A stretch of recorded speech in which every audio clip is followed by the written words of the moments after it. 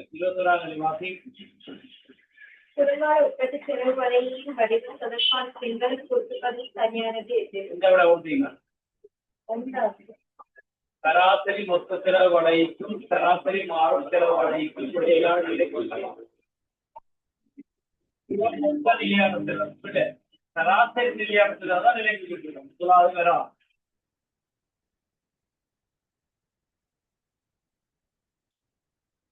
இரண்டாவது விடதான் சரி. மொத்த செலவு வலையின் சரிவினால் எல்லை செலவு காட்டப்படும். மிக சரியான விட இரண்டாவது.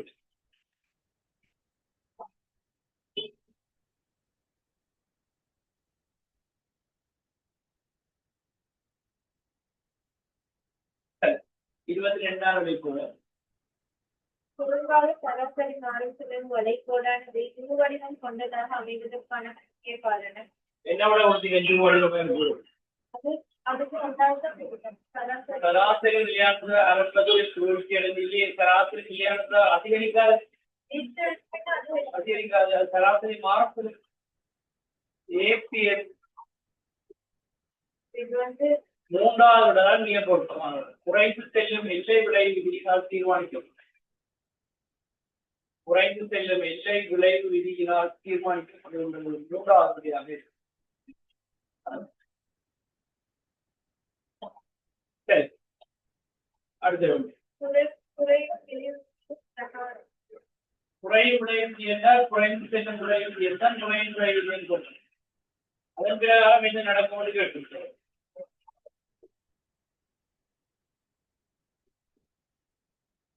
சரியா?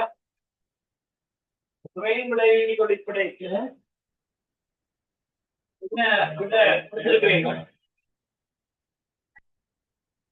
ஆனா அங்கே எல்லை உற்பத்தி திறன் முடிவாக அதிகரிக்கும். ஆனா விட பெறாது.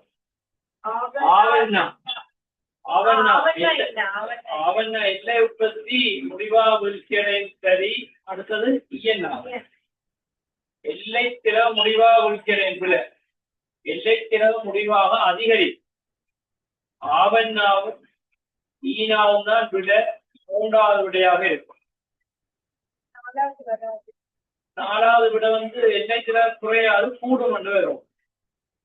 குறைந்து செல்லும் விளைவு தொழிற்படைக்கு எம்பி குறையும், எம்பி வந்து அதிகரிக்கும்.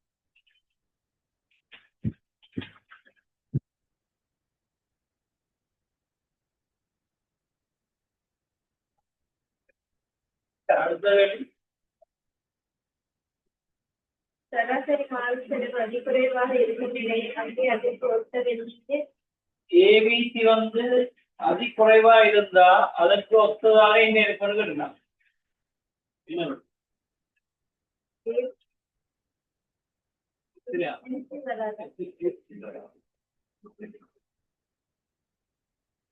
ஏபியின் தலைகள் வடிவம் தான் ஏபிசி. ஏபிசி அதிகுறைவா இருந்தால் ஏபி வந்து அதிஉச்சமாக இருக்கும். முதலாவது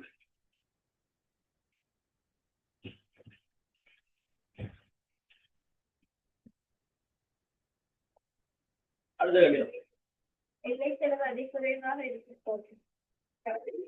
வந்து அதிகுறைவா இருந்தா எல்லைச்சில அதிகுறைவா இருந்தா எல்லை உற்பத்தி அதிஉச்சமாக இருக்கும். எம்பியின் தலைவின் வடிவம் தான் என்ன? எம்பி அதுதான் புள்ளியா இருந்தா எம்பி என்ன அதிஉச்சமாக இருக்கும். ஆகவே முதலாவதுடையாக இருக்கும்.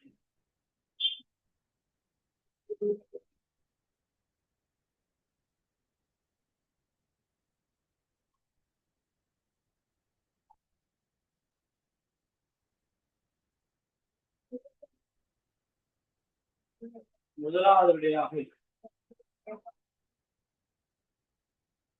ஒரு தொழில்நுட்ப முன்னேற்றமானது முன்னேற்றம் அடைந்தா என்ன நடக்கும்னு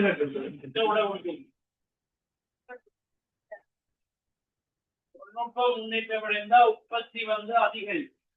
அப்ப டிபி ஏபி எம்பி வடைகள் மேல் நோக்கி நகரும். அதிகரிக்கும்னா மேல் நோக்கி நகரும். செலவு வந்து குறையும். தொழில்நுட்பம் முன்னேறி டிசி ஏடிசி எம்பி வடைகள் வந்து குறையும். கீழ் நோக்கி நகரும். ஏம்பி இரண்டாவது இரண்டாவது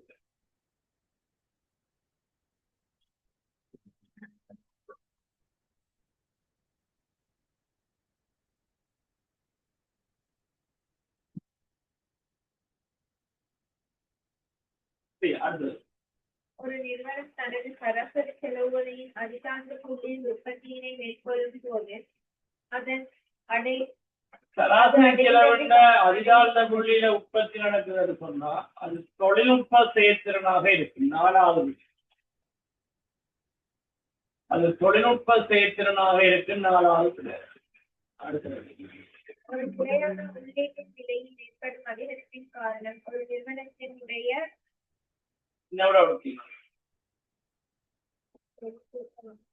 நிலையான காரணியில செலவு கூடிச்சா மொத்த செலவு நிலையான செலவு கூடும். ஆனா மாறும் செலவு கூடாது. அப்ப நிலையான செலவை மாறும் செலவை கூட்டி வார விடதான் மொத்த செலவு. அப்ப மொத்த செலவு கூடும். அடுத்தது மொத்த நிலையான செலவு கூடும். அப்படி பார்த்தா முதலாவது வராது. சராசரி மாறும் செலவு கூடாது.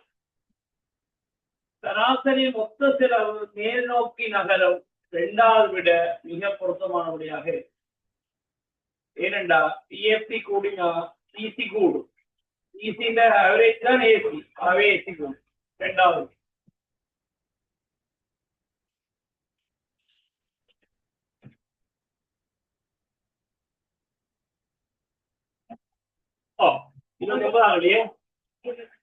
ஒரு நிறுவனம் எக்ஸ்போர்ட்டை உற்பத்தி செய்யும் பொருட்டு நிலையான மூலதன அளவொன்றுடன் மாறும் அளவு ஊதியத்தை பயன்படுத்துகிறது. ஊதியத்திற்கு வழங்கப்படும் நாளாந்து சேர்க்கை அளவு உயர்வாயின் அது நிறுவனத்தின் செலவுகளை எவ்வாறு பாதிக்கும்? என்ன செலவு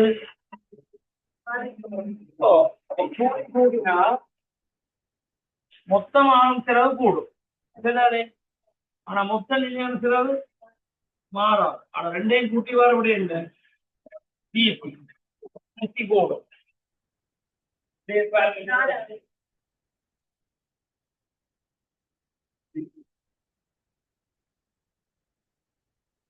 மொத்தமான செலவு அதிகரிக்கும். மொத்த நிலையான செலவு மாறாது. மொத்த செலவு அதிகரிக்கும். மிக பொருத்தம் நாலாவதுடையாக இருக்கு.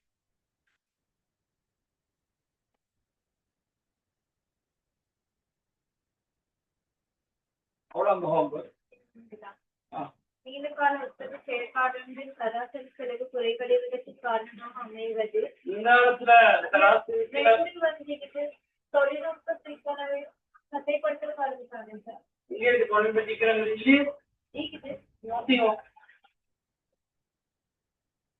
நீண்டகால உற்பத்தி செயற்பாடுகளின் சராசரி செலவு குறைபடுவதற்கு காரணமாக அமைவது ரெண்டு விட தங்கி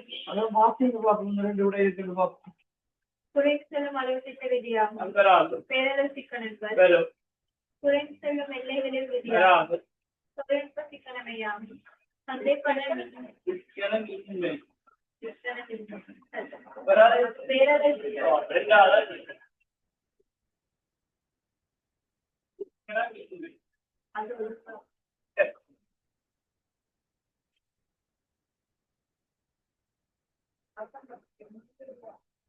அடுத்த 10 கேள்வி ஹோம்வொர்க்கா போடணும். நோட்ஸ்ல போக படிக்கும். அடுத்த 10 கேள்வி ஹோம்வொர்க்கா போடணும். இனிவாக நோட் பிடிக்கும்.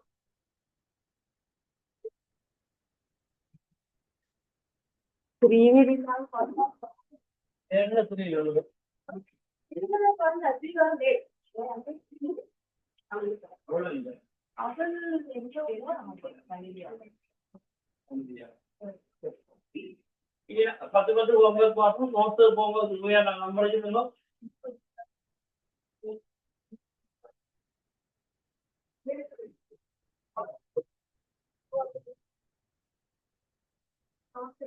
வருமான கோட்பாடா பார்க்கணும். பக்கம் 68 இடங்கள்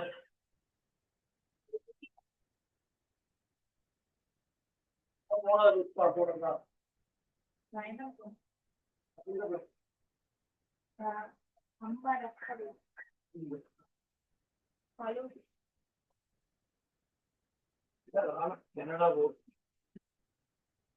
வருமான கோட்பாட்டுல போவோம். கவனிங்க, வருமான கோட்பாட்டுல வந்து மூன்று எண்ணக்கரை இருக்கு. அந்த மூன்றையும் நான் விளங்கப்படுத்த போறேன். வடிவா பாருங்க. சரியா?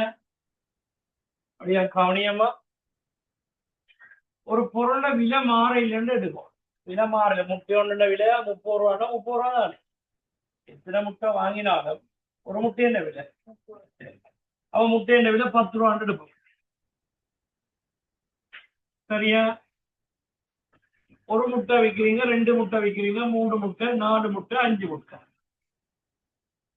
ஒரு முட்டை வித்தா எவ்வளவு காசு கிடைக்கும்? 2 முட்டை வித்தா, 3 வித்தா, அப்ப வருமானம் டோட்டல் ரெவன்யூ எப்படி காண்றது? பிஏ கியூவாக இருக்கும். ஒரு முட்டை வித்தா 10 ரூபா, 20 ரூபா, 30 ரூபா, 40 ரூபா, 50 ரூபா. சரியா? இதுக்கு சொல்றது மொத்த வருமானம். அடுத்தது சராசரி வருமானம். காட்டுவோமே. அடுத்த சராசரி வருமானம்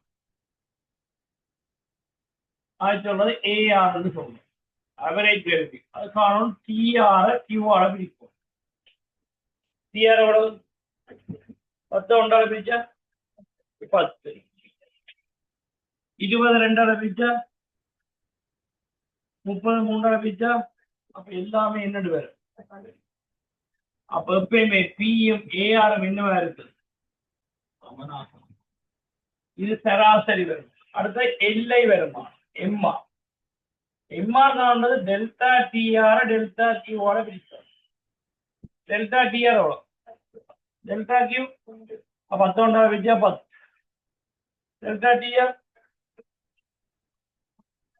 டெல்டா கியூ அப்ப எல்லாமே என்னவா இருக்கு?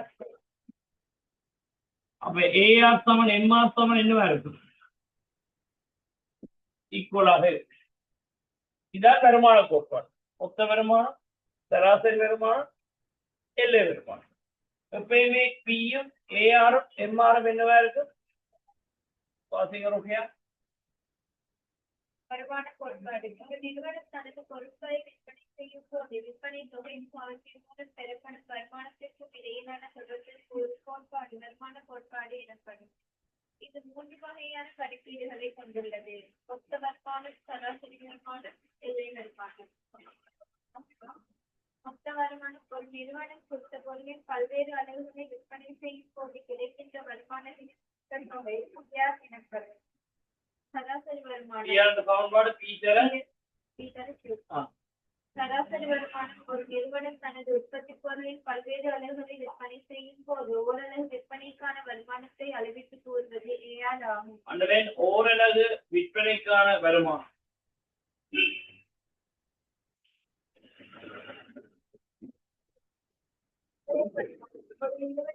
உற்பத்தி பொருளின் ஓரளவை மேலதிகமாக விற்பனை செய்யும் போது மொத்த வருமானத்தில் ஏற்படும் மாற்றம் எல்லை வருமானம். டெல்டா டிஆர் என்று இப்ப அந்த அட்டவணையை போட்டு கால்குலேட் பண்ணுங்க.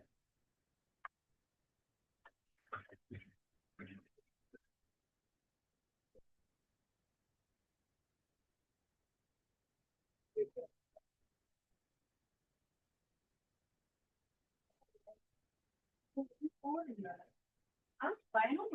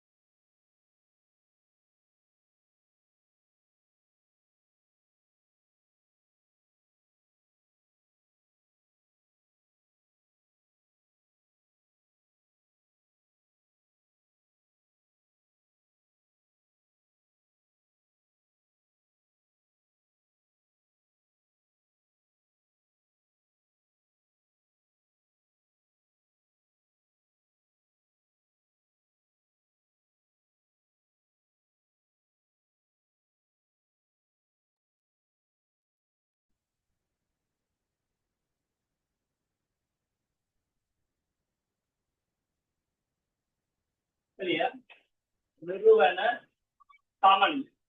அதை நான் விளங்கப்படுத்துறதுக்கு முதலாவது நாங்க இந்த அட்டவணையை ஃபில் பண்ணோம்.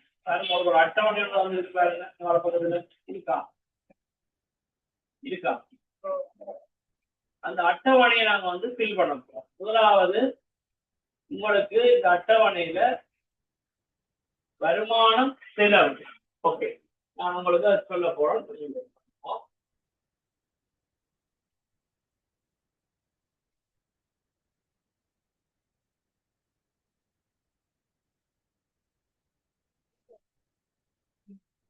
அட்டவணையை ஃபில் பண்ணி எடுத்த பிறகுதான் நாங்கள் மிச்சத்தை பார்க்கணும்.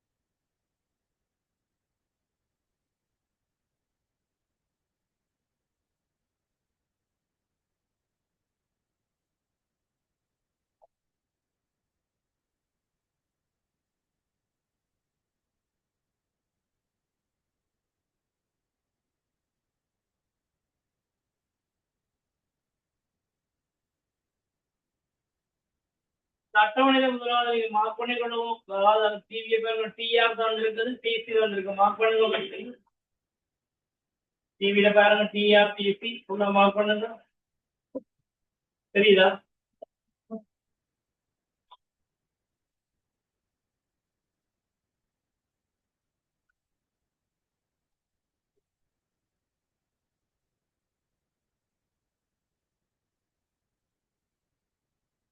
இருக்கிற மாதிரியே வாங்கும்.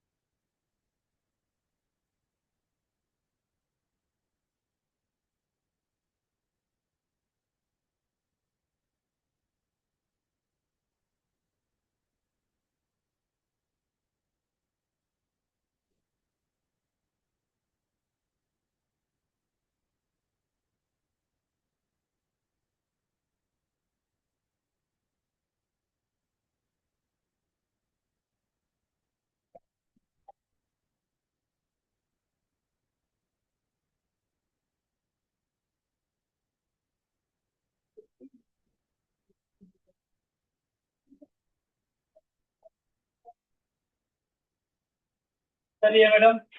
பொதுவா இது MR MC economic profit, EP சமன் TR minus TC, TR minus DC.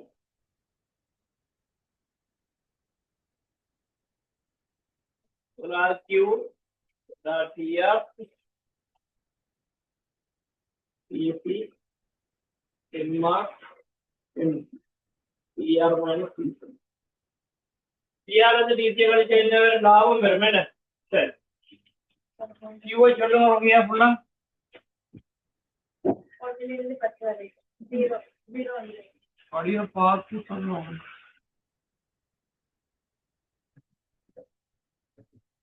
சரி, 40 60 80 20 ரூபாய் கொடுங்க.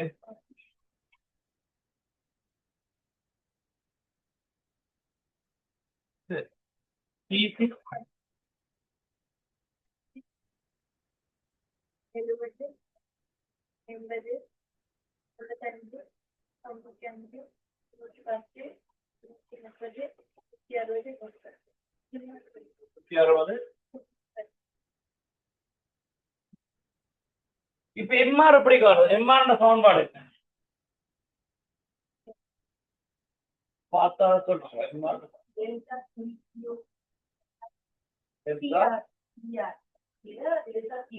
ஓ எம்ஆர் காணவனும் டெல்டா டிஆர டெல்டா கியோட பிரிக்கும்.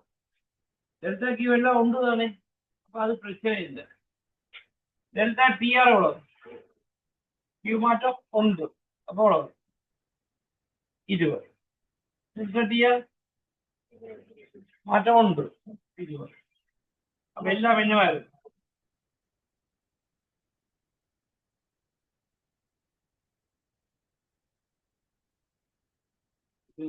எம்சி எப்படி காணும்?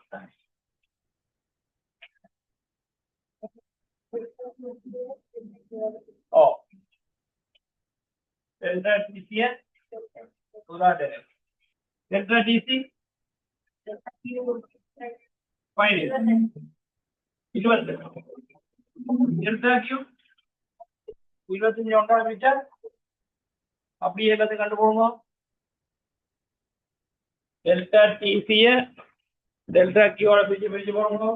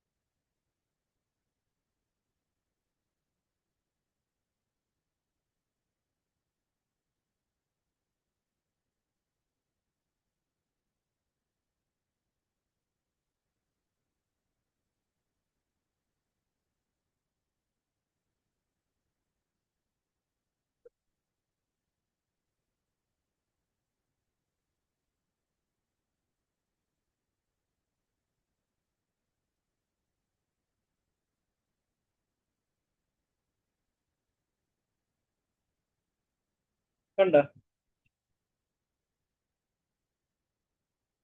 எவ்வளவு வருது? 25, 20, 15, 10. 5, 10, 15, 20, 30, 30, 50.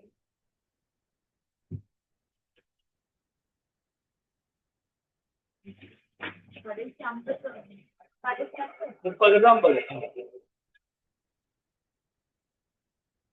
முரளியெல்லாம் அப்படி காண்றது. டிஆர்ல இருந்து கழிச்சு போடுங்க. டிஆர்ல இருந்து டிசியை கழிச்சு போடுங்க.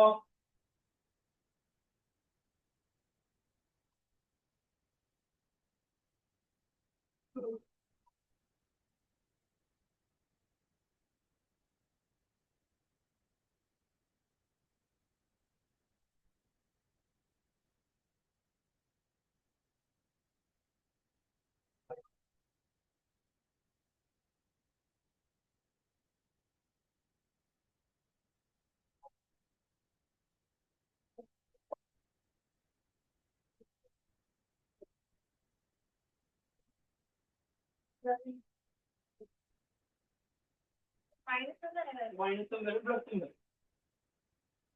மைனஸும் வரும் பிளஸும் வரும்.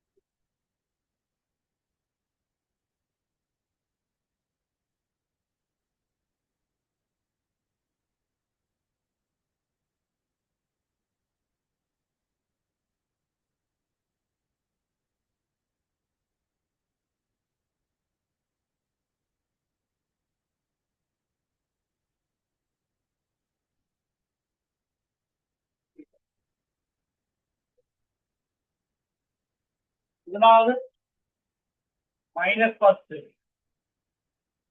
மறை பயணித்து மறை பயனும் மறை பயணித்து மறை 10 15 25 25 30 30 20 மறை 10 மறை 10.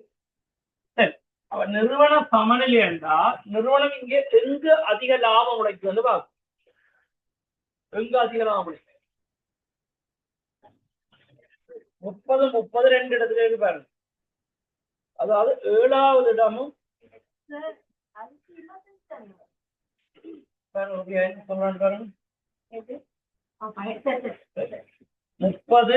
30 2 இடத்துல இருக்குது. எத்தனை இடம்?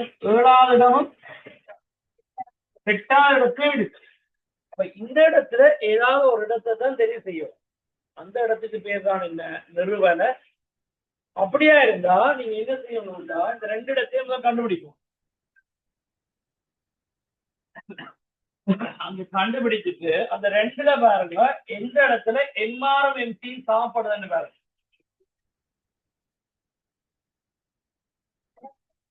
ரெண்டு இடத்துலயும் எதுல எம்ஆர் எம்சிக்கு சாப்பிடுது?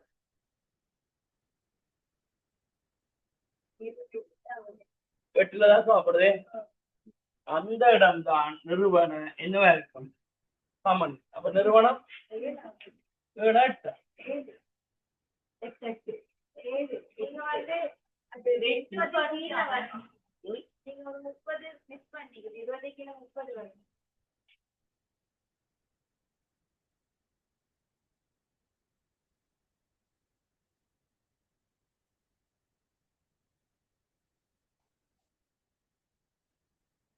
முதலாவது 25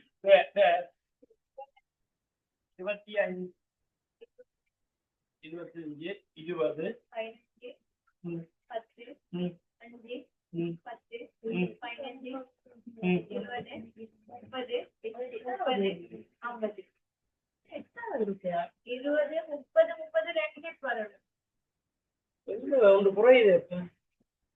கடைசி 50 வருது. கடைசி 50 அதுக்கு மேல 30 அதுக்கு மேல 20.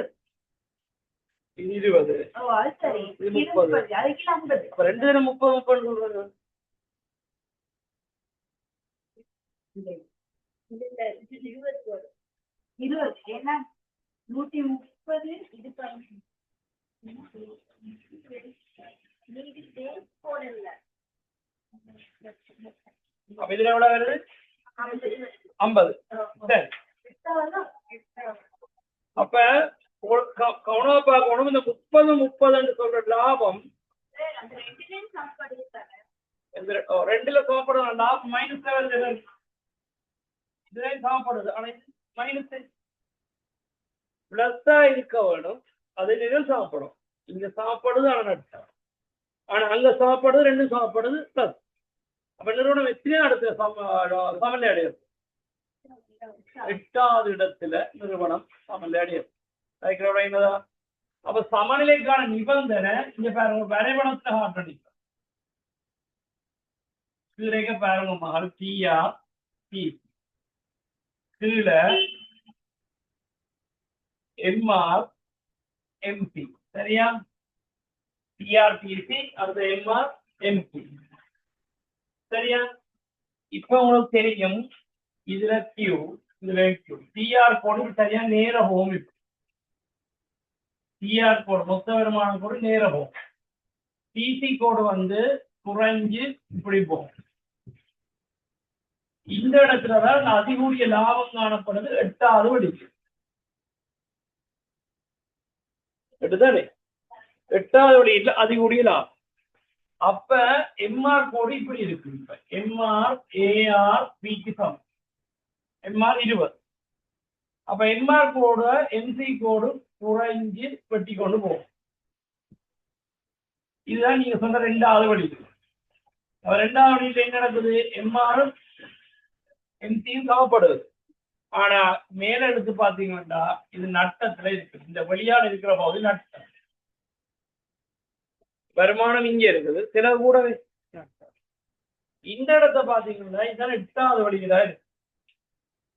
8வது என்ன இருக்கு எம்ஆரும் எம்சி சமனாரு அதான் அதிகூடிய லாபம் அப்ப நிறுவனம் வந்து சமநிலை அடையணும்னா டிஆர்ல இருந்து டிசியை கழிச்சு வர அந்த பகுதி அதிகூடிய லாபமா இருக்கு அதே நேரம் எம்ஆர் கோட்டை என்சி கோட் அதிகரிக்க வெட்டும் இது குறைஞ்சோண்டே வெட்டுது வேக்க வட்டினா நட்டம் கூடிக்கொண்டு போய்க்க வெட்டும் இது குறையுது இங்க வருங்க சய இங்க 25 20 குறையுது இங்க பாருங்க 15 20 கூடேக்க வெட்டும் இதுதான் நிறுவன அப்ப நிறுவன சாமான்ல எத்தனை அணுகுமுறையில காட்டுதான் டிஆர்டிசி அணுகுமுறை எம்ஆர்எம்சி டிஆர்டிசியில டிஆர் டிசியை கழிச்சா லாபம் பிளஸ்ஸா இருக்கும் அப்ப இங்க எம்ஆர்எம் எம்சி இருக்கும் எம்சி எப்படி இருக்கும் அதிகரிச்சு கொண்டு போய் வெட்டும் வாசிங்க ஒரு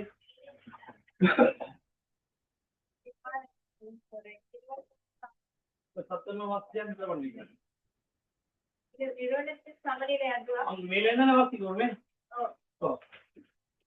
நிறுவனத்தின் சமநிலை ஒரு நிறுவனத்தின் சமநிலை என்பது அந்நிறுவனம் உச்ச லாபத்தை பெறுகின்ற நிலையின் அல்லது நட்டத்தை இழிவுபடுத்தும் நிலையினை குறிக்கும் உச்ச லாபத்தை பெறுகின்ற நிலை அல்லது நட்டத்தை இழிவுபடுத்துகின்ற நிலை லாபத்தை கூட்டணும் இல்ல நட்டத்தை குறைக்கும் இதனை பின்வரும் இரு முறைகளில் கணக்கிட முடியும் டிஆர்டிசி அணுகுமுறை எம்ஆர்எம்சி அணுகுமுறை டிஆரிலிருந்து டிசியினை கழித்து பெறப்படும் லாபமானது எந்த வெளியீட்டு மட்டத்தின் உயர்வாக காணப்படுகின்றதோ அந்த வெளியீட்டு மட்டம் நிறுவன சமநிலை எனப்படும் எம்ஆர்எம்சி அணுகுமுறை நிறுவனம் ஒன்று சமநிலை அடைவதற்கு எம்ஆர்எம்சிக்கு சமனாக காணப்பட வேண்டும் எனில் எம்ஆர் கோட்டினை எஸ்சி கோடு அதிகரித்து செல்லும் பகுதியில் சமநிலை அடையும் எம்ஆர் கோட்டினை எம்சி கோடு அதிகரித்து செல்லும் நிலையில் சமநிலை அடைய வேண்டும் இப்ப படத்துக்கு இருங்க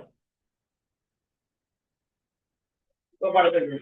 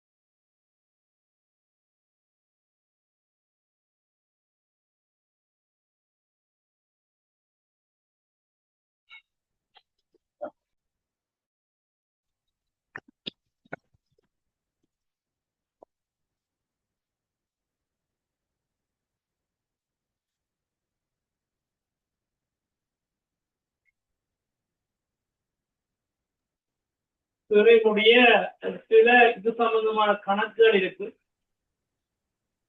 2 3 4 ரெடி பண்ணுவோம்.